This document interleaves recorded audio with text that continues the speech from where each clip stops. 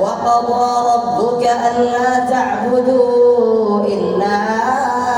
إياه وبالوالدين إحسانا إما يبلغن عندك الكبر أحدهما أو كلاهما فلا تقل لهما أف ولا تنهرهما وقل لهما قولا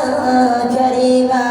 واخفض لهما جناح الذل من الرحمة وقل رب ارحمهما كما ربياني صغيرا ربكم أعلم بما في نفوسكم